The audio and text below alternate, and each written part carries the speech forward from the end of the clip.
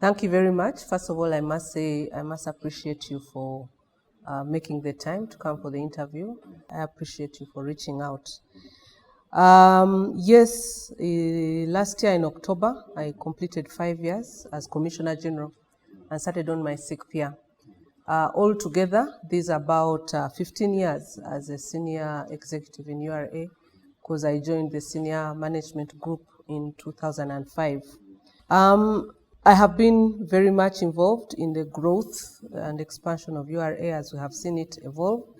But as Commissioner General, I have been at the forefront of implementing the corporate plan, which we are just concluding, the one that started in 2016-2017, and which we concluded late last year. So we focused on how do we drive compliance. There are those administrative initiatives we can do.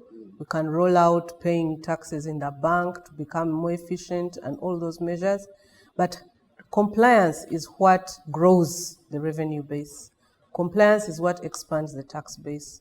So our focus was, how do we grow compliance? The answer to that was inculcating a tax-paying culture. In those economies that we admire, the reason they do not struggle to collect taxes and everyone knows that they must pay tax is because there is a tax-paying culture. It is an honor, it is a shame when someone is associated with not paying taxes.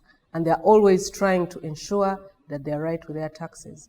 That's why you can see in the US, one of the dominating conversations has always been, can the president show us his tax returns? So it's an honor for someone to be seen to be compliant, and that is the kind of culture that we want to introduce here. So we focused our corporate plan and our strategic direction on creating a tax-paying culture. We've tried to do that through, one, understanding what is it that affects people's willingness and ability to pay tax, because willingness and ability consistently is what creates a culture. Now, willingness has been, things to do with, do they know the obligation? Do they even know that there's something called tax that they should pay? What kind of the taxes are there that people are supposed to pay? The income taxes, the excise duties, the import duties. So awareness around, one, the obligation to pay taxes, the nature of taxes that have to be paid, and the circumstances that lead to taxes being paid. We've gone full thrust into creating awareness, tax education is what, and in this whole awareness is where we began to draw the distinction between tax education and taxpayer education. Now, tax education is what alerts you that when you go out to the market and sell something, you earn income, you make a profit, you're supposed to pay income tax. That's tax education. When you have a building that you let out, tenants pay you some money, you have to pay rental income tax. That is tax education. Now, there is taxpayer education. For someone who's already a taxpayer, how do you file your returns? When do you file your returns? What must the return look like? The taxpayer education to enable a taxpayer to comply more conveniently at the right time and in the right amount. Beyond just the tax education and taxpayer education, we also recognize that there are certain impediments to our business people remaining alive or not being stressed by taxes. And one of the biggest impediments is the literacy. We can call it financial literacy, we can call it tax literacy, we could call it business literacy. People are doing business, but they are not doing business as business. They have a passion, they have an interest, they saw someone else doing it, and so they also go out and do it. They look for the capital and set up a shop. They are not able to distinguish between the capital and the profit. They do not know how much money to reinvest or when it is important to reinvest. When they take out loans from the bank, they do not know, or for whatever reason are not paying back these loans. They do not plan for taxes, they'll plan for rent, they'll plan for salaries, utilities, but they'll not plan for taxes, they'll not plan for insurance. So some of those business essentials, we've gone out to educate our business people that, when you're out there to do business, the government is a silent shareholder. The government will expect you to pay your tax when you earn profit. So progressively, that is something that we have also done. I would also say that in cultivating a tax-paying culture, we've put a lot of focus on the younger generation. Those in school, those that are likely to join the entrepreneurial class in the immediate future when they leave university. And so we've had some inputs into the curriculum. And right now, the entrepreneurship curriculum has a strong component of taxation, but also encouraging conversation around matters to do with tax through debates. We've instituted tax clubs in schools, tax societies in universities, and through the tax clubs and the tax societies, we're having debates, we're having people doing speeches. The primary school level, we did a spelling bee. We are rolling out games, tax games and tax crosswords, find a missing word through a maze of letters. So this kind of awareness, progressively over the generations, will create a tax-paying culture. You can tell culture through change in behavior. Change in behavior is one of the quickest ways to talk about culture. We believe there is a beginning of a cultural change because now we see people coming forward voluntarily to say, look, I have not been doing this and I want to do it. We see people coming voluntarily to ask, I am about to do A, B, C, and D. I want to know what the tax implications are. We see people who are now filing more than they used to file. The filing ratios are going up consistently. People coming in droves to URA events to know about the budget. I think you've been seeing that. You've been seeing what's happening on Taxpayer Appreciation Day. So that kind of change in behavior, people are no longer afraid of dealing with URA. In fact, people want to be associated with dealing with URA. So for us, I think those are some of the small results that we are beginning to see. In terms of the numbers confess, figures are confessing. The revenue is growing, and each year we are collecting more on an annual basis than we've collected before. So we've been moving from progressively collecting maybe an extra 900 billion, then we moved to collecting 1 trillion extra revenue. That moved to 1.2 trillion extra revenue, 1.5 trillion. Last financial year, we collected 1.7 extra trillion shillings. This financial year, it may be 2-point-something trillion mark. So even the numbers are actually confessing that the culture and the willingness to pay taxes is increasing because even the revenue is increasing. Yes, we've had challenges, and one of the biggest challenges for us is something I alluded to. When someone moves out of a non-compliant environment and they now become compliant, in the tax world, their ledger, if I were to call it that, their account does not rub out. The account remains and the liability still remains and must be collected. So you find that someone is willing, but they have a historical burden of a huge amount of tax to pay, and that includes even interest. So that is one of the challenges that we are seeing in getting our people to not become discouraged in complying. Because, for example, someone comes up and they want to pay their taxes, you tell them that, yes, for this financial year or last financial year, 18-19, they're supposed to have paid 20 million, they pay the 20 million. But because they had not paid for the previous years, the burden that they need to pay is maybe 35 billion. And they're like, look, where do I get 35 billion from?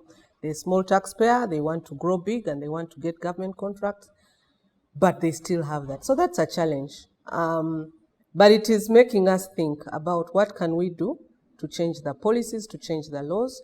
One of the things that has come out to ensure that, previous tax obligations which are not yet cleared do not stifle business is we freeze interest to a certain amount of money so that the interest cannot exceed maybe the principal amount. 2, we allow people to pay taxes in installments.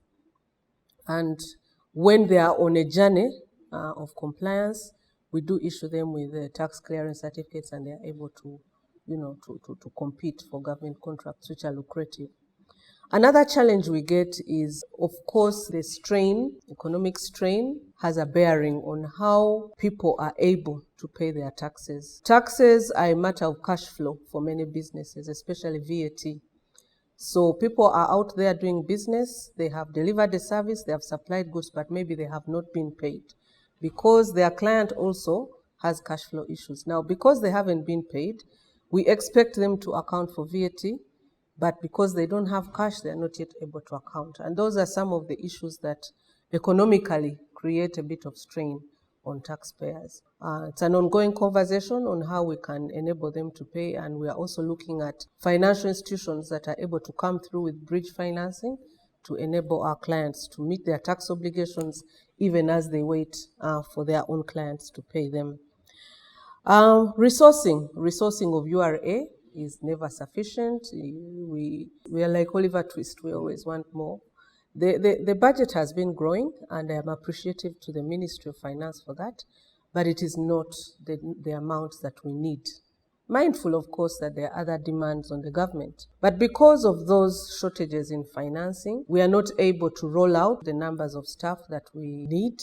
And revenue is a function of visibility. In some areas where we are very thin on the ground, it's commensurate to their compliance levels also. The borders is an example. We have a very huge border mass in Uganda, underwater and on land, but we do not have customs stations in all those places. And because of that, smuggling continues unabated in some of these areas until we are able to send enforcement teams there to camp, and then you can collect something. So resourcing is an issue, and we are looking at how to continue revamping the budget of URA to be able to cover all those issues. The corporate plan that we are rolling out 2019-20 to 2023-24 is one that would roll URA from, call it, one level to another level. One of the things we recognize is that our vision and our mission were no longer stretching us because we had already done so many things that were already a model of innovation in tax administration. So we thought that what kind of vision should we set for ourselves again to drive where it is we want to go. So we've said that, yes, we are a model, but we want to be the center of excellence in revenue administration as well as innovation for taxpayer or for tax administration. So we redesigned for us a new vision, a new mission statement. The mission statement, again, the previous mission statement is to collect revenue with passion and purpose. But these days, we don't only collect revenue. We are collecting non-tax revenue. We are collecting other government fees and levies, appropriation in aid. There are certain services we offer which are not necessarily revenue services. We are very heavily involved in taxpayer education. So we said, no, URA, whatever, through our platforms, our customer service, our brand, our offerings to the public in whichever way they are, we must provide a delightful environment so that when people come to deal with us, not only do they get satisfied for the reason that they came, but they also enjoy their experience with us. And because of that, we are going to provide that kind of experience in trade facilitation and also revenue administration. Because now customs does not only collect revenue anymore. And over the length of the next 4-5 years, customs is going to be a function of trade facilitation and border security or border control. So when people deal with us, we have to provide an environment where not only do they get what it is they came to do, but they also live when they are feeling good about interacting with us. Another aspect to the next period is that we have decided that we are not only going to interface with our partners for a purpose of delivering on a result for us. Our interaction with our partners has to be a win-win, that both sides are benefiting from this relationship. So before, we were talking about productive partnerships, that a partnership with the CEO magazine should lead to publicity for URA. But now we are talking about collaborative partnerships, so that not only are we engaging together for an interview, but we have an ongoing relationship which expands your view of the revenue and the economy, but also gives some kind of publicity to URA and initiatives. So with all our stakeholders that we're engaging with, we are looking at collaboration and not just a stakeholder engagement. It has to be a collaborative relationship. This has made us change one of our strategic themes, collaborative partnerships, but we've also brought on a new core value of collaboration. When staff are engaging with each other, it is a higher level than just teamwork. It is collaboration, teamwork for results, teamwork for growth, teamwork for expansion. So collaboration is one of our core values. Agility. Agility is a new core value that we have adopted. Before we did not have it. We only had respect, integrity, teamwork, and excellence. But now we have brought on a new core value of agility because we are in a very uncertain but also fast-paced environment. Technology is upon us. Revenue collection is not only about knowing numbers, it's now about harnessing data for revenue collection. So that agility of mind, agility of response is what we want to be known by. So those are some of the things that are informing the new direction we want to take. I'd also maybe want to highlight that one of the things we have left constant from the past corporate plan to this one is the thought leadership of URA.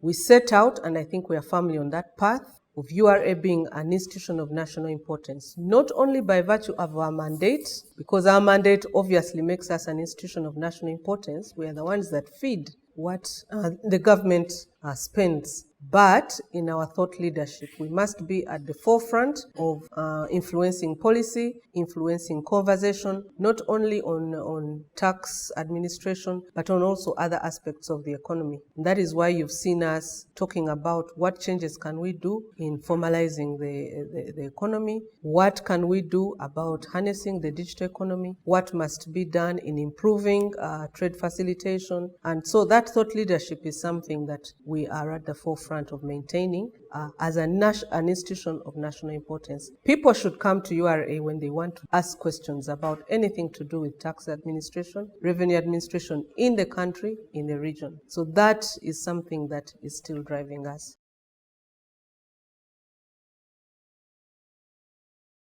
We determined a number of years ago, and this was also through the leadership we had, Mrs. Allen Kajina, that URA must have a strong focus on leadership development, because by virtue of the work that we do, leadership is key, not only at URA, but also in the growth of URA in the future. In that process, and through the leadership projects we've had, the trainings, the capacity building, leadership development at all levels, we have groomed leaders. We have groomed leaders, and we have supplied leaders to the rest of the country. In one way, it bites us because we build capacity of people and then they get taken away, and people will say, oh, URA is losing its staff. But I think for me, who looks at the glass as always half full, I see it's a good thing, because then we are infusing the culture of leadership and strong leadership and good leadership in other institutions of the country. So we are actually growing the country as far as that is concerned, and I think there is ample evidence to that effect. The other advantage to it is that it creates room for succession planning. I think in URA we have mastered succession planning, that when someone leaves, we do not have a gap. There is always someone to take over, and that person has been exposed, has been groomed, has been given all the skills and equipped to lead. So because of that, in spite of the leaving of people leaving URA has not suffered, because we have put specific emphasis on leadership development and succession planning.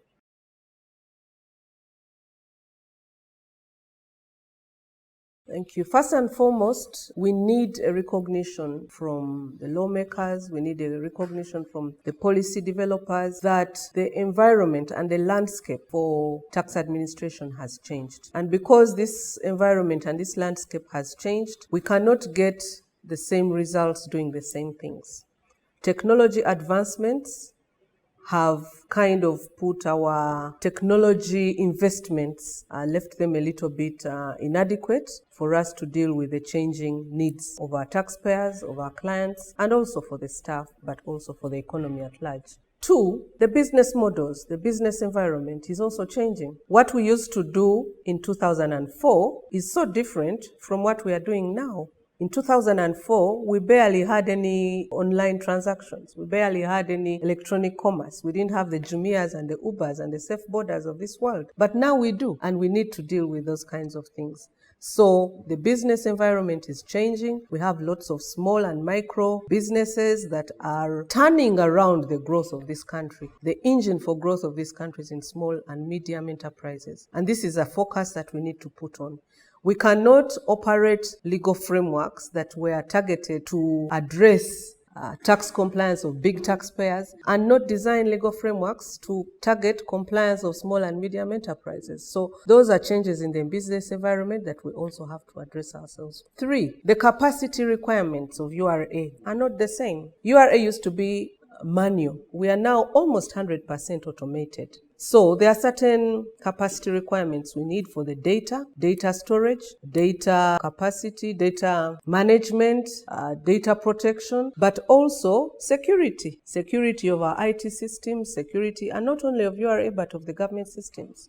Because, again, of the nature of the business environment, these days, as a government, as an efficient government, you cannot continue to work in silos. So the need for integration of all government systems is a new reality. So integration across government, the national ID database, if the national ID is the single unique identifier for all Ugandans, it must take center stage in all government systems. So those are some of the things that our lawmakers, the policymakers need to keep at the tops of their minds. The competencies of a tax administrator now are no longer the typical accountant that we used to use, because now the tax administrator's primary raw material is data. So we need tax administrators who are proficient in data management, data mining. We need tax administrators who are proficient in specialized ways of doing business, industrial chemists, engineers, surveyors. So those are the new realities of tax administration now that our supervisors and other people need to be aware of and support us.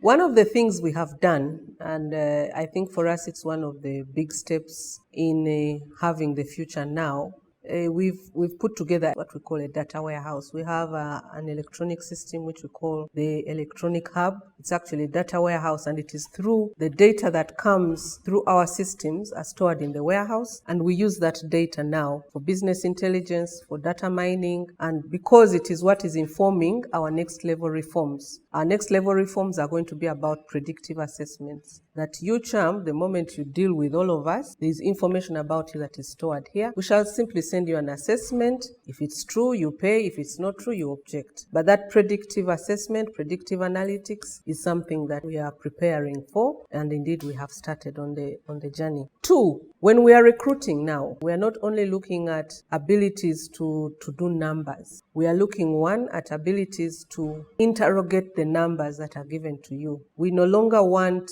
tax administrators who receive returns and store them. They must analyze these returns and they must interrogate these returns and make sense of things. I'll give you an example. If someone says that they have filed losses continuously for 3 years, okay? They're filing losses continuously for 3 years, but in the tax return, there is expenses like on managing a fleet of vehicles that are high-end vehicles. If your business is making losses, how are you able to get the money to service that kind of fleet, even to have that kind of fleet? If the directors are being paid certain amounts of money and you see that in the return, your businesses are making losses, it means you're supposed to be stressed. You're supposed to be a stressed business. But other things that surround this particular taxpayer who's saying they're making losses, the staff should be able to interrogate those things and say, no, look, I think there's money which is being hidden in these activities, which is profit that should actually lead to taxes. So in our competency framework, we are not only looking at people who can understand the numbers, but can interrogate the numbers. I just talked about the changing business environment. We are no longer recruiting only accountants. You'll be surprised to find that we have engineers as tax auditors, because if I'm going to audit MTN,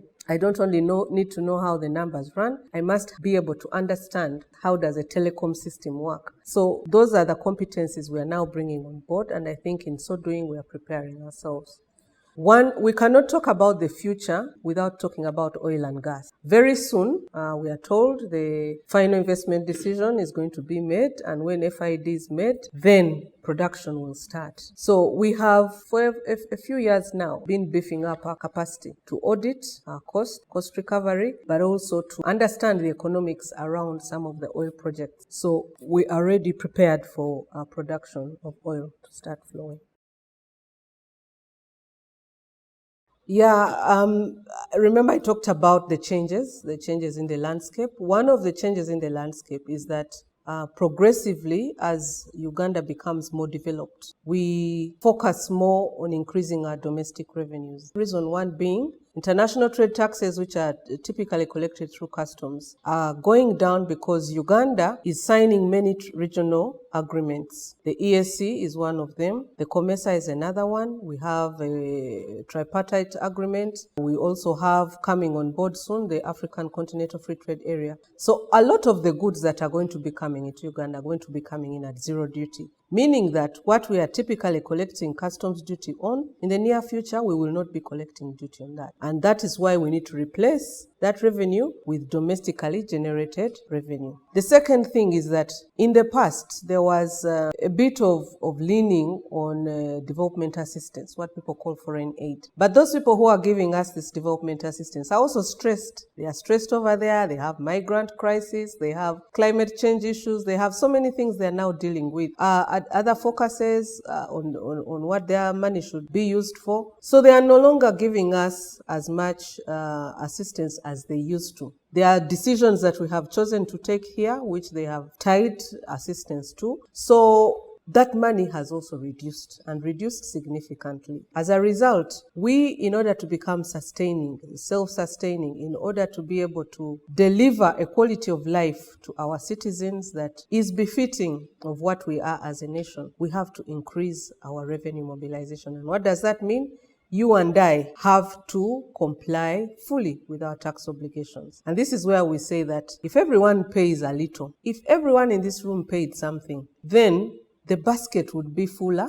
And because the basket is fuller, tax rates are going to go down. The few who are paying are also going to have a lesser burden. And that is why we say nobody has to pay too much. Because when more is coming in, there is no need for high tax rates. You see an automatic reduction in tax rates. You're going to see a lot more distribution of resources, and because of that, we all prosper. And I think that is the emphasis towards increasing domestic revenue mobilization.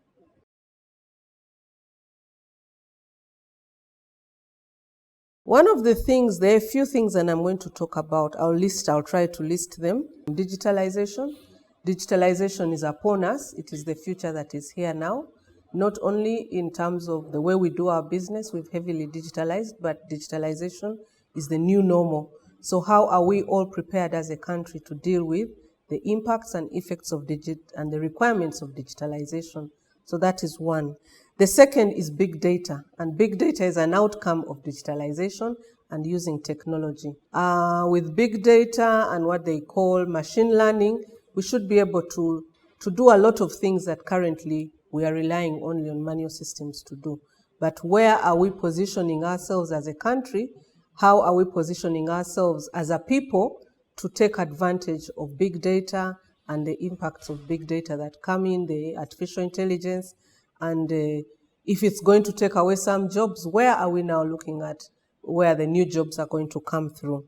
Harmful tax competition. Harmful tax competition is something that I think we will have to deal with for a while. What does harmful tax competition mean? In the region, all of us are competing for investors. And therefore, countries A will say, in order to get these investors, I'm going to remove VAT on A, B, C, and D. Then, because that country has removed VAT on A, B, C, and D, all the other countries are going to do that, remove that same VAT, because we are all competing for this investor. Maybe they'll not remove VAT, but they'll remove other taxes, give exemptions, give holidays and whatnot. And this harmful tax competition within the region erodes the tax base. It erodes our ability to increase the revenue we are talking about.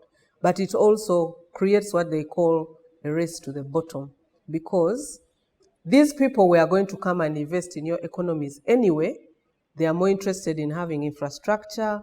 They are more interested in having costs of business being low, having labor, affordability of labor. But we are eroding our tax bases to let them come in, and that leads to a race to the bottom. So harmful tax competition, especially within the region. Inequality, especially because of some of those things, the exemptions and incentives that are given. We find that the bigger companies, or those that actually can afford to pay tax, the effective tax rate, there are things we call effective tax rate, on the bigger companies is very, very low, probably 1%, ranging from 1 to 3%. And yet, the effective tax rate on other taxpayers is relatively high. So this leads to inequalities, it leads to regressiveness, and it increases the income inequalities that we are beginning to see. And these also create what we call the unethical tax issues in taxation. The rich are paying less and the poor are paying more, which is not something that we should be seeing. Politics is leading tax policy. We see a lot of some tax policy coming in for purposes of political expediency. One of the examples I can give, the exemption of income tax on SACCOs, I believe was a political sweetener. It doesn't make economic sense, but it is a political sweetener. So politics being at the forefront of tax policy. So those are some of the things we worry about, and how much more are we going to see of that coming through.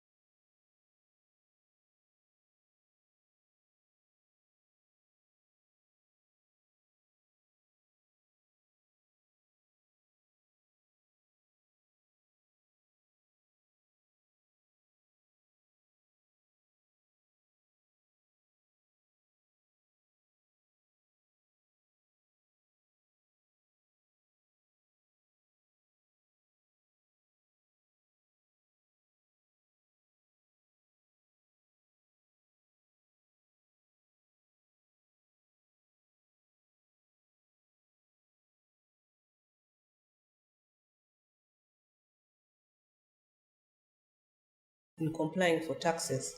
But there's a guy who studied that, or a lady who studied that, and that's the job they do from 9 to 5.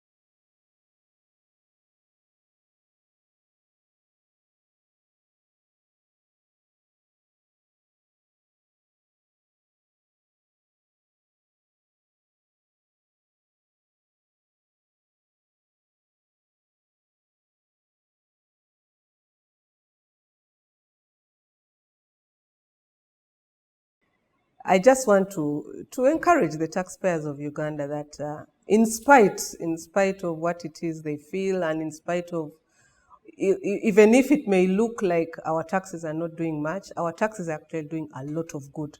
And because of them, we are seeing a lot of good things happening in this country. If we tell you how much money is collected on a daily basis, and actually how much money is spent by government on service improvements, there is a lot that taxpayers are doing. For example, one of the things I mentioned recently, and I know you noted that our elderly people are now going to get an allowance. And this is something that is coming directly out of taxpayer funds. So taxpayers are doing a lot of good for the country. They're actually developing this country. And we are doing much better than we used to do. We are doing much better than we used to do. In spite of the narrative around us, there's a lot of growth in the taxpayer revenue. There's a lot of growth in taxpayer compliance. And because of that, there's a lot of good that we see happening in this country.